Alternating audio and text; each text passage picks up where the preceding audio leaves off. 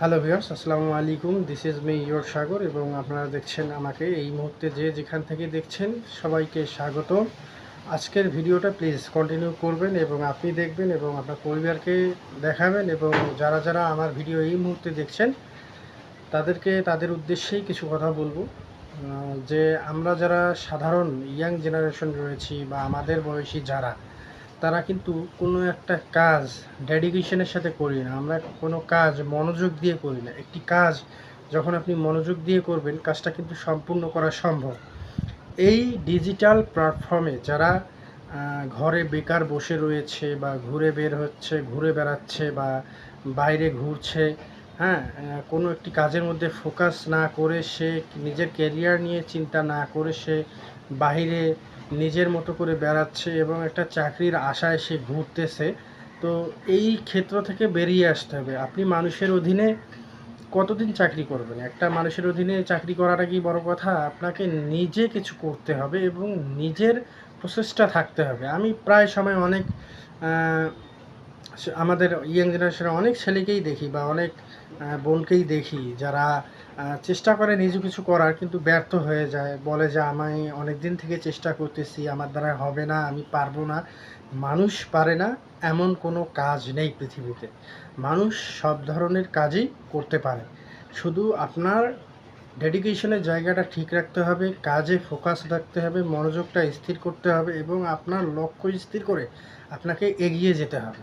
আমি জানি আমার কথাগুলো আপনার ভালো লাগতেছে না। যদি ভালো না লাগে কথাগুলো এড়িয়ে যেতে পারেন বা ভিডিওটা স্কিপ করতে পারেন। কিন্তু একজন মানুষ যদি তার কাজ সঠিকভাবে না করে এবং সে যদি তার গন্তব্যস্থানে পৌঁছাতে না পারে, তখন সে নিজেকে ব্যর্থ মনে করে। নিজেকে ব্যর্থ মনে করার কোনো কারণ নেই। আল্লাহ আপনাকে দুনিয়াতে পাঠাইছে, আপনার রিজেক অবশ্যই আল্লাহ আপনাকে দিয়েছে। সেজন্য আপনি যদি চেষ্টা না করেন তাহলে কোনো দিন আপনি সফল হতে পারবেন না। সফল হতে হলে আপনাকে পরিশ্রম করতে হবে, সেটা হচ্ছে কঠোর পরিশ্রম।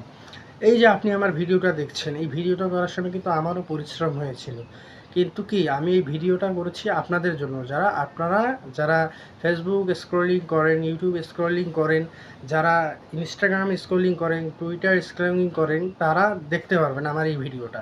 কিন্তু এই ভিডিওটা করতে গেলে কি পরিশ্রম হয়েছে। অবশ্যই ভিডিওতে কথা বলতে ভুল হয়েছে, ভিডিওতে সমস্যা হয়েছে, কিন্তু এডিট করতে হয়েছে। এডিট ছাড়া তো আর একটা ভিডিও করা সম্ভব না। আমাকে কথা বলতে হয়েছে ক্যামেরার সাথে, ক্যামেরার সামনে, হ্যাঁ। তো অনেক ধরনের ভুলই কিন্তু হয়ে থাকে ক্যামেরার মধ্যে কথা বলতে গেলে। কিন্তু আপনি যখন এটাকে আপনি যেমন অনেকে বলে যে ভাই সোশ্যাল মিডিয়ার যুগ, যে যা খুশি তাই বলতে পারে না, যে যা খুশি তাই বলতে পারে না। আর এটা বলাও ঠিক না। আপনি কন্টেন্ট ক্রিয়েটর হতে চান বা এই জায়গাটা আপনার পছন্দের জায়গা হয়ে থাকে, তাহলে আপনি ভবিষ্যতে ভালো কিছু করার স্বপ্ন দেখতে পারেন বা এইটাকে যদি লক্ষ্য স্থির করে এগোতে চান বা ভবিষ্যতে ইন ফিউচারে আপনি যদি এইটাকে প্রাধান্য দিয়ে এগিয়ে যেতে চান, তাহলে আপনার দ্বারা কন্টেন্ট ক্রিয়েশন সম্ভব। আপনি কন্টেন্ট ক্রিয়েটর হতে পারবেন।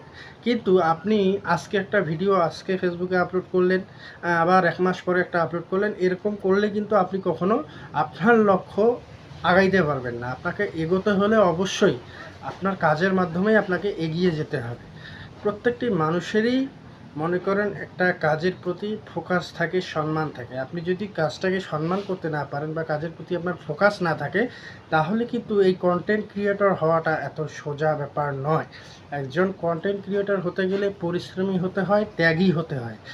আপনি 2-4টা ভিডিও বানালেন, 3 দিনের আপলোড দিলেন, 4 দিনের বেলায় আপনিও বলছেন আপনি কন্টেন্ট ক্রিয়েটর, কিন্তু আপনি তো সফলতাই অর্জন করেননি। আর সফলতার কোনো ব্যাখ্যা হয় না বা সংজ্ঞা হয় না। আপনি কাজ করবেন, আপনার ডেডিকেশন, ফুল কনফিডেন্স নিয়ে আপনি কাজ করবেন, আপনি অবশ্যই ভালো কিছু করতে পারবেন। আর কন্টেন্ট ক্রিয়েশনও হচ্ছে খারাপ না। আপনি বৈদেশিক মুদ্রা দেশে আনছেন, আপনি রেমিটেন্স আনছেন, দেশকে আপনি কন্ট্রিবিউট করছেন, আপনি 1 টাকা হলেও তো কন্ট্রিবিউট করছেন দেশে। তাই এটাকে আপনি কিভাবে ছোট করে দেখেন? একটি কোনো কাজেই ছোট না। আপনাকে যে কাজটি আপনি করতে চান, মনে করেন আপনি ব্যাংকে চাকরি করেন বা ব্যাংকের আপনি কোনো এক প্রতিষ্ঠানে বড় দায়িত্ব অবস্থায় রয়েছেন। আপনি কাজটাকে সম্মান করেন বিধায় তো ওই কাজটি করছেন, বা আপনার কাজটা ভালো লাগে, আপনি ওই কাজটাকে পছন্দ করেন বিধায় তো কাজটা করছেন। না হলে তো করতেন না। আসলে চাকরি যে খুব খারাপ জিনিস সেটা আমি বলবো না। চাকরি করবেন না কেন? করবেন। কিন্তু আপনার যদি অন্যরকম ট্যালেন্ট বা অন্যরকম বুদ্ধি থাকে, তাহলে আপনি সেই বুদ্ধিটাকে কাজে লাগান। আপনি চাকরির পাশাপাশি যদি আপনি কনটেন্ট ক্রিয়েশনও পছন্দ করেন, কনটেন্ট ক্রিয়েশনও করতে পারেন। আপনি যদি ইউটিউবিং করতে পছন্দ করেন, অবশ্যই ইউটিউবিং করতে পারেন। যে যার মনের ইচ্ছা মতো যে কাজটা তার পছন্দ, সেই কাজটা আপনি করতে পারেন। কিন্তু আপনার মূলত টার্গেট থাকবে, আপনার কাজকে আপনি প্রাধান্য দেবেন, সম্মান করবেন, ফুল ডেডিকেশন নিয়ে কাজ করবেন। তাহলে আপনি জীবনে এগিয়ে যেতে পারবেন বা ভালো কিছু করতে পারবেন। জীবনে এগিয়ে যেতে হলে আপনার লক্ষ্য স্থির রাখতে হবে এবং আপনাকে সেই লক্ষ্যে কাজ করতে হবে। তাহলে জীবনে আপনি সফল একজন মানুষ হতে পারবেন। আর সফলতার কোনো ব্যাখ্যা হয় না বা সংজ্ঞা হয় না।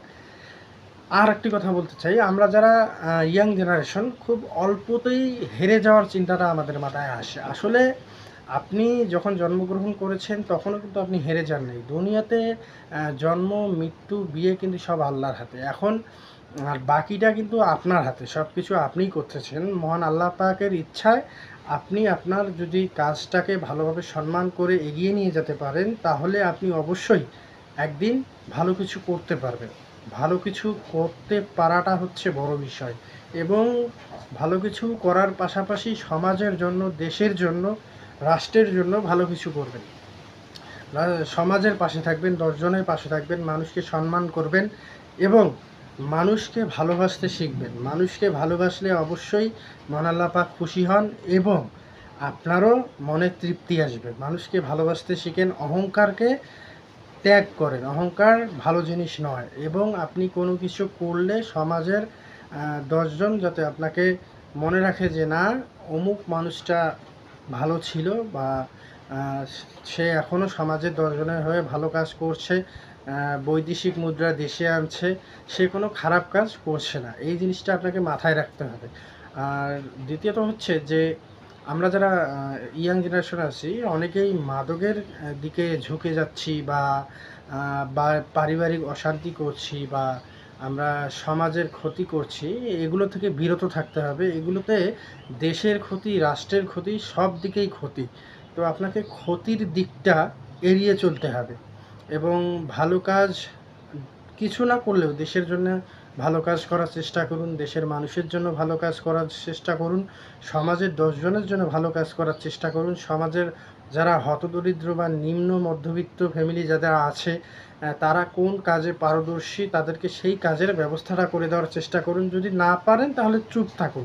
কিন্তু অন্যের বিরুদ্ধে কথা বলার চেষ্টা করবেন না, অন্যের ক্ষতি করার চেষ্টা করবেন না এবং অন্যকে কোনোদিন অসহায় বলে তাদের সঙ্গে খারাপ ব্যবহার করবেন না। কারণ যে মানুষ মানুষের সঙ্গে খারাপ ব্যবহার করে থাকে, সে কিন্তু প্রকৃত অর্থে মানুষের মধ্যে পড়ে না। তাই নিজেকে নিজের মতো গুছিয়ে নিন এবং নিজের কাজটাকে প্রাধান্য দিন। আপনি যে হেরে যাচ্ছেন তা না। আপনি যেখানে যে কাজটাই করছেন না কেন, আল্লাহ তাআলা কিন্তু দেখছেন, মানুষ দেখছেন, 10 জন দেখছেন।